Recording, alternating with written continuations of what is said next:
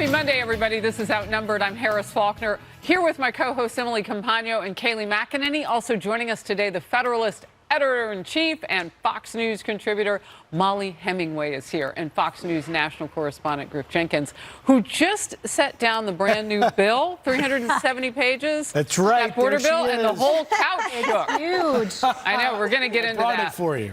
And here's what some are calling it on Capitol Hill: dead on arrival. That's what House Speaker Mike Johnson has to say about the Senate's newly unveiled $118 billion border deal. Its negotiators, including Senate Republicans, say it addresses our broken immigration system. However, critics are going after it. They claim it would still let 5,000 people into the country per day before anything is done. Actually, the number is higher than that, and we're going to myth bust that.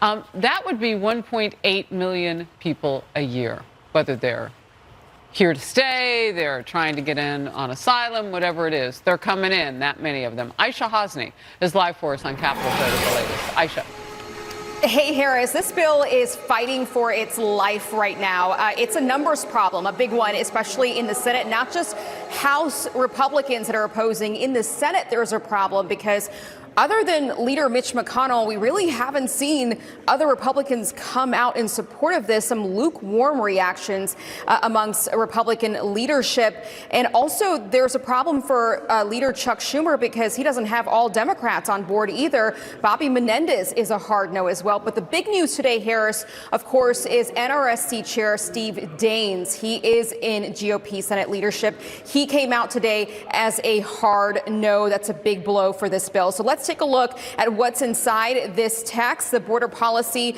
of course, is going to spend $20 billion to increase security at the border. It ends catch and release. It expands detention capacity for families, raises the asylum standards. It fast tracks asylum claims to just a few months from a few years. Work permits for those who qualify, so they're not just sitting around, and $650 million to expand the border wall. There's also that mandatory shutdown measure of the border when we hit a rolling average of 5,000 encounters in a single week, or 8,500 in a single day. And Harris, you know very well that's the part a lot of Republicans are stuck on, right? They say the president has the authority to shut down the border right now.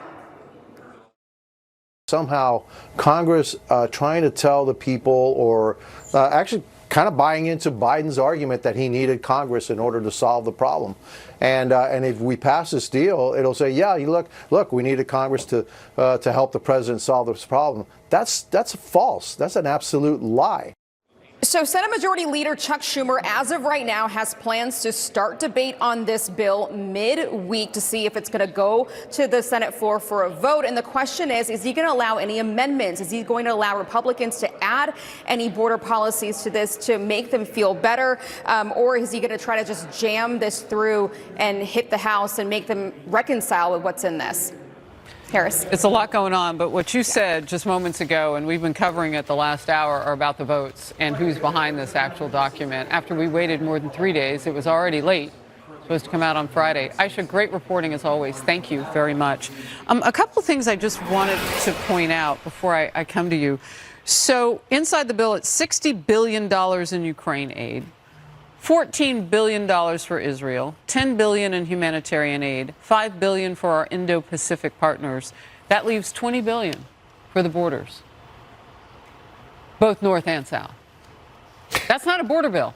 Look, I have spent so much of my time in the last 3 years covering the border, and in talking to all of the agents from the rank and file all the way up to the senior leadership, they're not happy with this. And any agent will tell you, sure, we'd love more money. But what we really need beyond money, manpower, technology is we need some policy to change and to walk back. The way we got into this problem is that this administration favored a catch and release process that had no consequences. And when you hear members of Congress talk about there are already laws on the books. You do. Title 8, USC 1325, they'll tell you, simply makes it a felony to cross the border. Now you're in a situation where early this morning before 5 a.m. my phone was dinging at 4:30 in the morning, and clearly agents are getting up. An agent that's down on the border said, this seems to me to send a message to the world that says, come on down. We're letting in 4,999 a day.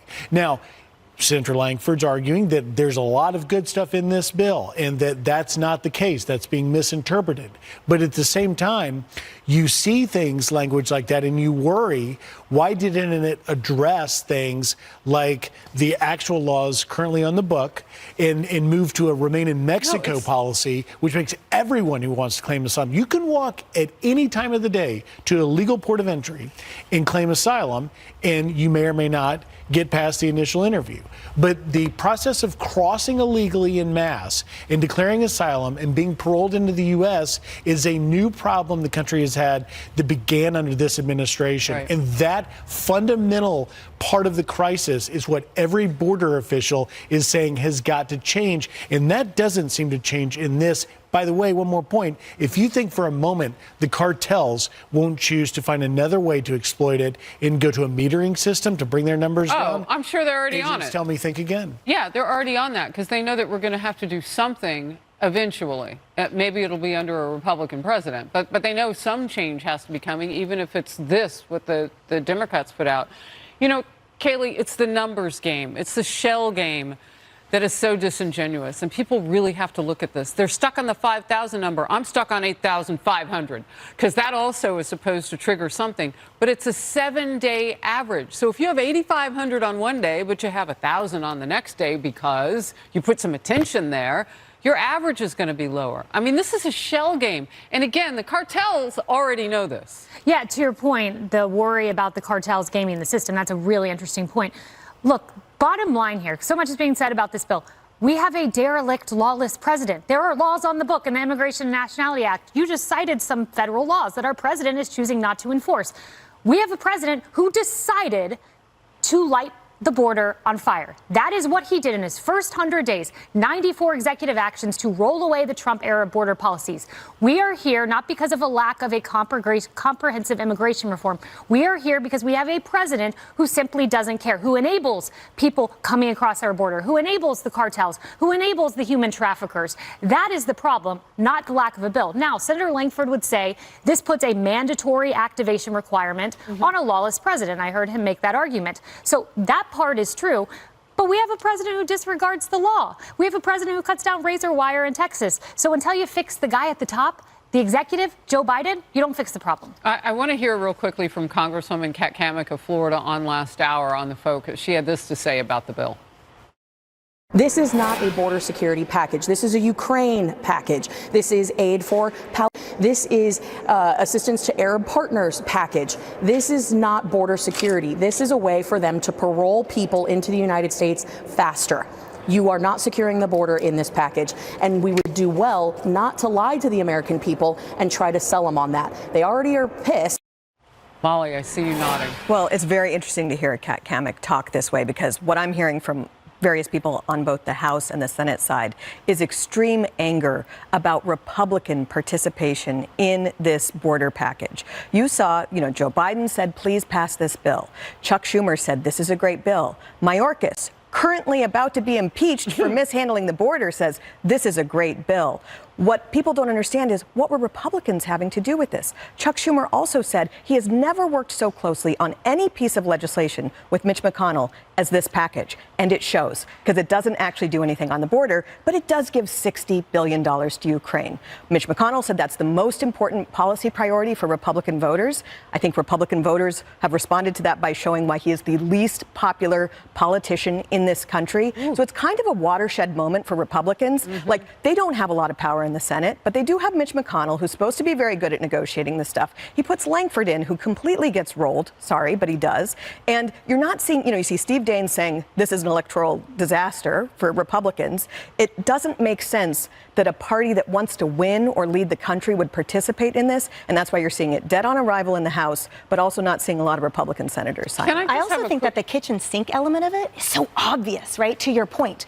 So Washington Post, for example, is touting this as saying, well, this would be the most comprehensive immigration reform passed in decades. Funny how it seemed to happen just a couple months before the presidential election. So exactly to your point, all they're interested in is having that headline be put forth and having that box be checked, right? What's interesting to me, and I want viewers to understand this because I think these 2 points are important. The first is that it moves asylum claim decisions away from immigration judges and instead into the hands of just asylum claim officers. And here's why that's... Yes, exactly. And the second point about that I think it shows, a second message. Think about if you were getting heart surgery, and obviously you would want your heart in the hands of an experienced heart surgeon. But you know what? If there's a bomb and that goes off, we just need hands. We just need hands to triage. We just need everyone to stop the bleeding. So what used to be a very credible and very sacred system in this country, immigration, the concept that people would take their citizenship and applications to live here so seriously, and that we take it so seriously too. That's the honor that we accord it. Now, we just need hands. Here, you guys, you step in. It's a great point. Can I weigh in on that? Of course, the first interview I ever did with Alejandro Mayorkas was when he was the director of USCIS. So you're taking the decision on deciding claims, adjudicating claims away from immigration judges and an ICE prosecutor and putting it in the hands of a USCIS person. That's what this bill does. You know what's going to happen now. And when I interviewed Mayorkas at USCIS, we finished the interview at the Library of Congress when he was swearing in new citizens. And I asked him at the time, this is all on camera if you go back 10 plus years, I said, how do people that are getting sworn in becoming citizens right now in this moment feel about those that skip the line and come illegally? He said, they're very angry. Yeah. And it's just an interesting change in the way the public views these things. I want to get Donald Trump's voice in here. Former President Donald Trump spoke with Maria Bartiromo about the crisis at the southern border and who really is coming across. Let's watch together. You're going to have to deport a lot of them. It's not sustainable. And now you look, these countries are very smart. I know every one of the leaders of the countries for the most part. The presidents, the dictators, I know them all. I know the kings, the queens, I know them all. These are smart people. These are streetwise people. It makes sense that they're taking people out and sending them up in caravans to the United States. And it's not just South America. It's from Africa, from Asia, from all over the world. Asia. Yeah. I mean, from all over the world. From China, there are 28,000 people in the last few months. 28,000. That's what's he doing? Building an army? And they were mostly men, almost all men, from the age of 18 to 25. So what's that all about? So what's interesting, too, about what the president is saying, even if this bill were to pass in any form, you and I both know that it would take years to put any sort of asylum process, whether it's tougher, whether it's a shorter period, together. I mean, years. So why isn't it being talked about? And what have you heard on the Hill about just stopping it now? Just shut the border down now. Maybe a year, maybe only 90 days. And what I'm hearing back is Democrats wouldn't even entertain the idea that it was dead on arrival, so to speak. And I'm hearing we don't have the resources or the mechanisms to start doing that. They can't shut down the border. So why is it in this bill that they think that they can shut down the border on a moment's notice when 8,500 people cross the border? That's a debate we hope we hear. And by the way, the other part of this is that there's concerns from officials that as soon as this were to get passed, if it were, you would have pro-migrant groups sue over the arbitrary number to try and stop its implementation. Absolutely. All right, boy. Well, this will continue because they haven't even gotten to the point now where they're negotiating in the House, if that happens. New polls are out, show former President Trump is scoring big and his biggest lead yet over President Biden as Trump name drops who he could choose as his running mate. There are two names, actually, that he mentioned. Next. Some truly stunning poll numbers for President Biden as Trump jumps ahead, scoring his biggest lead yet. NBC polls show President Biden is losing to Trump by 5 points. You see it there. And Biden is getting smoked in almost every major issue concerning American voters.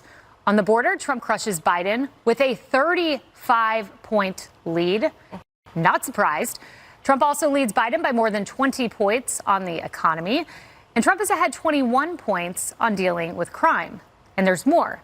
Registered voters say they think Trump is twice as physically and mentally capable to serve as president over Biden. And recall the Biden campaign's trying to flip the script on that one. Doesn't appear to be working. Emily, the most alarming number for me, and there's a lot of alarming numbers for Biden in this poll, but it's this one. And I had our team pull it out. So let's take a look at this.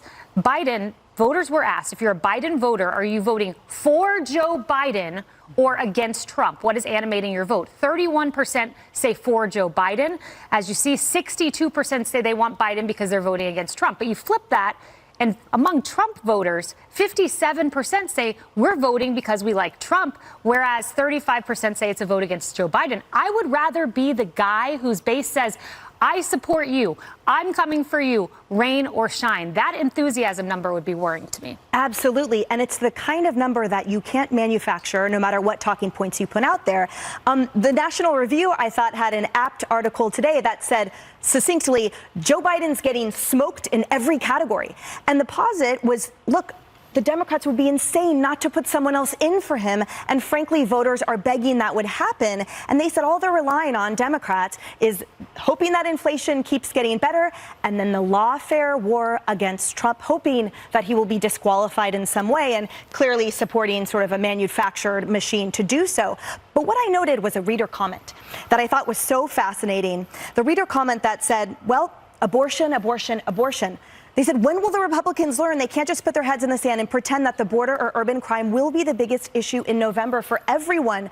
They said on the Democrat campaign trail, the answer to every question will be abortion. Immigration, abortion. Crime, abortion. Inflation, abortion. White, progressive, college-educated suburban women are never giving up on their abortion. Look for lots of talk about reproductive freedom, abortion care, and women's health. Freedom, care, and health, who would be against those things? Yeah, that's definitely their argument, as we've seen Kamala test out that messaging. But look at this, Molly. Also, the historical comparison with this enthusiasm number is interesting because the 31% who say, yeah, we're voting for Joe because we like Joe. Well, with Hillary, it was 49% who said, we're voting for Hillary because we like her. What happened to her? She lost the election. And then when you flip over to Obama, and it's a good comparison because he was an incumbent president, 72% said, we're voting for Obama because we like Obama. This is alarm bells. Right. It does seem like Trump has the much more positive message. If you care about the country, if you want the border taken care of, if you like having a good economy, if you want to not have war breaking out all over the world, then you vote for Trump. Whereas Biden has the more negative message of if you're obsessed with hatred for one person, irrationally so, vote for me. And it just is a much harder thing to do. But what's also interesting is 4 years ago, Joe Biden was the opposite. He was kind of the one where if you were like sad about how COVID was going or you thought everything was really chaotic and bad, you could vote for Joe Biden. And his promise was that he would be competent, that he would handle foreign policy brilliantly, that he would get the economy back on track. You know, he was this unknown figure. Well, now you've got 4 years where you judge how Joe Biden's presidency has gone. You judge what life was like under Donald Trump. And it's not a favorable comparison for Joe Biden. And we really haven't had anything like this since Grover Cleveland. You know, he won office and then he lost office and then he won again by running against Benjamin Harrison. And people compared those two presidencies and chose Grover Cleveland. But, you know, that is something we don't encounter a lot where you can compare side by side. And President Trump, everyone is fascinated by who his vice presidential pick will be. He gave us some clues. Watch. Mr. President, when will you announce who your VP is? Not for a while. I mean, we have so many great people in the Republican Party, but not for a while. So you haven't decided who it is? I have a lot of good ideas, but I haven't, and there's no reason to do that quickly. So you haven't told that person, you're my person? I speak to everybody. I speak to everybody. You know, I called Tim Scott this because a lot of people like Tim Scott. I called him and I said, you're a much better candidate for me than you are for yourself. So maybe it's Tim Scott? Well, it could be a lot of people. Kristi Noem has been incredible fighting for me. She said I'd never run against him because I can't beat him. That was a very nice thing to say. Let's guess in Harris. Can we put that number back up on the big wall, that 62%?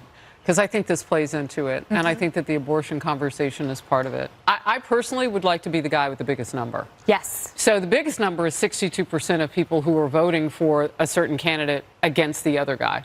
So people who would rather vote against Trump than for Biden. That's the biggest number on the board. You got to get some of those people. Yes. And so who your vice president pick is could help you. You know you need women for all the reasons that Molly and Emily just laid out. So how do you get them? You know that it's somebody who's got to be able to talk about abortion that people will listen to. Maybe that's a Senator Tim Scott. Maybe that's a Nikki Haley. Like we don't really know. Maybe that's a Governor DeSantis. I mean, he does have his pick, but that's the number I'm watching. I'm watching the biggest number on the board, and how do you get some of those people into the category where 57% say we want Trump? Can you get some of those 62% against him on his side? And I think you can, because some of them are independents. That's very well said, and I think that's exactly right. When I'm looking at a VP, that's what I'd be looking at. Another name to add to that list, I would say, is Glenn Youngkin in Virginia. I saw his favorability numbers plus 24%. Biden in Virginia down 17, and Trump only behind in Virginia by 3 points. That's a guy who could potentially flip a state.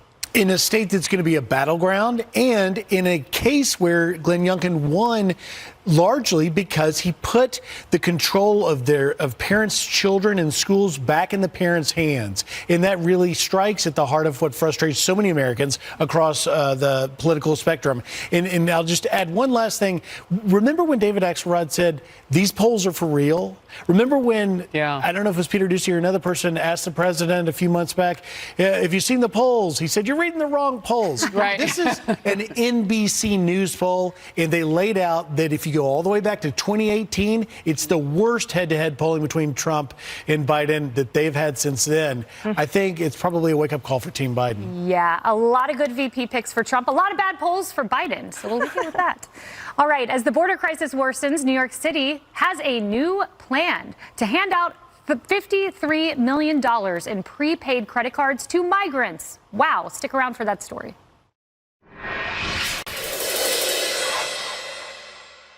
But rapper 50 Cent ripping the idea, writing, WTF, Mayor Adams, call my phone. I don't understand how this works. Somebody explain this. I'm stuck. Maybe Trump is the answer. Texas Governor Greg Abbott also slammed the move, saying this. We understand now New York is going to be spending $53 million to come up with prepaid for the illegal migrants. What do you think's behind this? Why do they need prepaid credit cards? It sounds like insanity is behind it, because it really is offensive. It may be the most reprehensible thing that I've seen take place over the past 48 hours. Offensive and reprehensible, Katie. Yeah. Okay, so imagine you're a single mom in this country. You're working 2 jobs. You barely have time to see your children. You are desperately trying to afford diapers, to afford formula. As Harvard Public Health magazine says, 1 in 2 families have trouble affording diapers. And many of these women, single mothers, fall into this category where they do not qualify for federal benefits, but yet they're struggling to achieve the American dream, to buy a house, to afford for their family. And you look over, oh, wait, if I cross the border illegally, Mayor Eric Adams is going to give me a credit card? Give me a break. What an insult to every single hardworking mother in this country, especially those who can't afford to buy diapers for their child. Molly, it's so clear where the priorities are, to Kaylee's point. On Saturday, I go from my house to the New York Public Library. Along the way, I step over so many homeless New Yorkers. The subway is running late because everything is broken down. And then I get to the library and they say, and reminder, tomorrow we're not open anymore because of budget cuts. My point is, you can't go 5 minutes in this city without seeing who actually needs and deserves children, homeless, so many. And yet somehow here's a $53 million prepaid credit card. Well, this is madness and chaos. It's happening not just in New York City. It's happening in cities across the country. It's happening in communities across the country. And Americans are just aghast at why nobody is doing anything to stop it. It's clearly intentional, this opening up of the border, this subsidizing that illegal crossing, subsidizing and paying for it. And people are outraged. And it really is striking how radical this is and how it's just being allowed to happen. You know, look, having spent multiple trips traveling with the caravan through Central America, through Mexico, you have to step in their shoes and understand their real life reality. And it's one of survival. They don't know where they're going to sleep tonight. They don't know what they're going to eat tonight or tomorrow. And so when you give them prepaid credit card, debit cards, you are drawing, as Border Patrol officials tell me, you are creating an incentive that is what the officials call a pull factor, because that's ultimately what they're trying to do, solve their real life reality. And when you can get across the border and be released, and when you get to New York, you're going to have a credit card to buy the things you need that you can't get in that country, well, That's why they're coming. Yeah, I don't think that's the focus though, because we all have a heart for people like that, right, in those positions. The focus to me is on the politician who's willing to do this, who might be a little afraid that he won't get reelected. Now, Cái phần giấy như thế này các bạn. Đây. Đây. Rồi ngoài sau nó sẽ như thế này. Đấy. Thì bước tiếp theo cũng rất là đơn giản các bạn. Thì các bạn sẽ đưa cái phần này này về hướng trước mặt của các bạn. Sau đó thì các bạn sẽ chú ý cho mình ở ngay trên này thì các bạn đã có sẵn những cái phần nếp như thế này rồi đúng không? Đấy. Thì các bạn sẽ gấp cái tờ giấy này xuống cái phần nếp. Đấy. Xuống cái phần nếp ngay chỗ này. Và các bạn sẽ miết cái phần này lại giúp mình. Đấy, các bạn sẽ miết cái phần này lại giúp mình nha.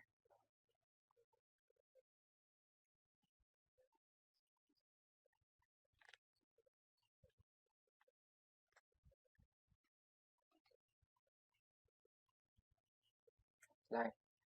Các bạn sẽ miết cái phần này lại giúp mình như thế này. Đấy.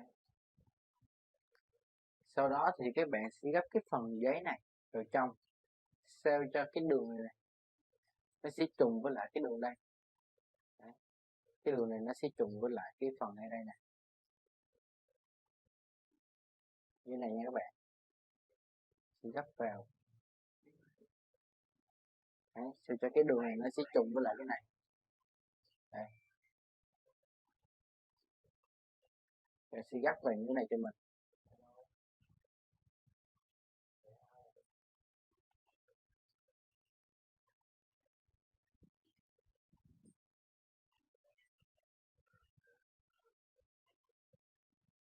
Đấy. Các bạn sẽ gấp vào như thế này cho mình nha.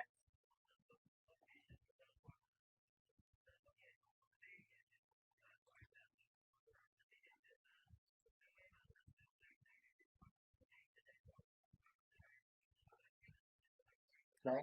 Các bạn sẽ gấp sao cho cái phần này nó sẽ trùng với lại cái phần này nè. Đấy, vậy thì gấp lại như này cho mình. Đấy. Các bạn sẽ viết cái phần này lại cho mình nha.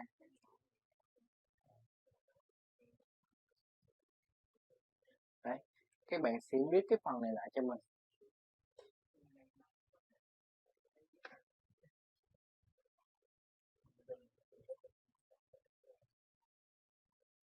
Đấy, các bạn sẽ viết cái phần này lại giúp mình nha.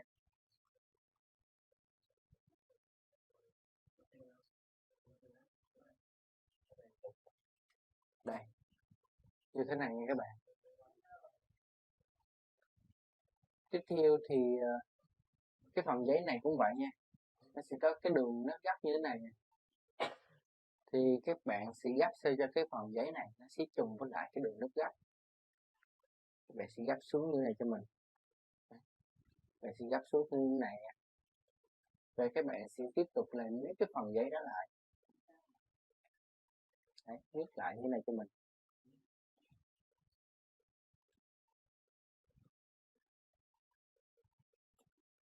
Đấy, các bạn sẽ viết nó lại như thế này cho mình nha.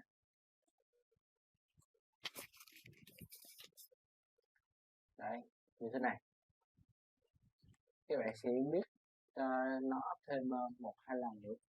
Đấy, để cho cái phần giấy này nó được thẳng ra nha.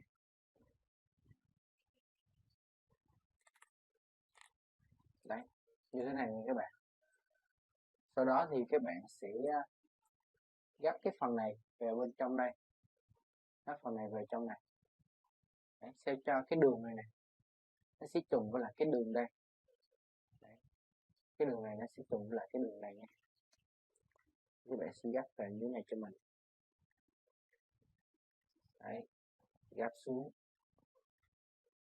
Đây thì các bạn chú ý là hai cái đường nó sẽ trùng nhau như thế này. Vậy các bạn sẽ viết cái phần này lại cho mình. Viết cái phần này lại cho mình.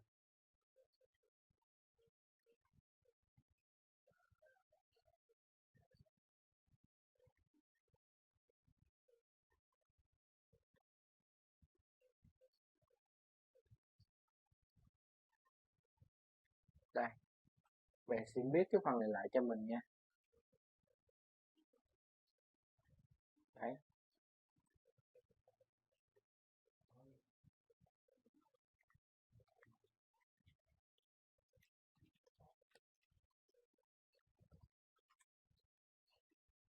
Đấy. Và sau khi các bạn đã thực hiện hai cái phần gấp đó rồi thì mình sẽ có được cái phần giấy như thế này nha. Đây, như thế này.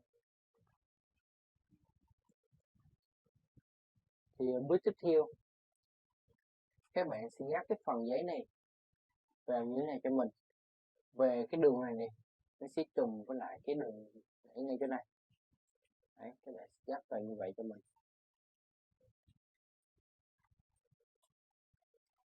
Đấy, các bạn sẽ gấp vào như thế này cho mình nha. Sau đó thì các bạn sẽ viết cái phần này cho mình.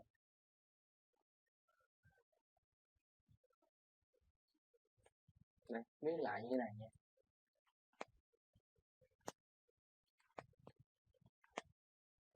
Đấy, các bạn sẽ viết lại cho mình.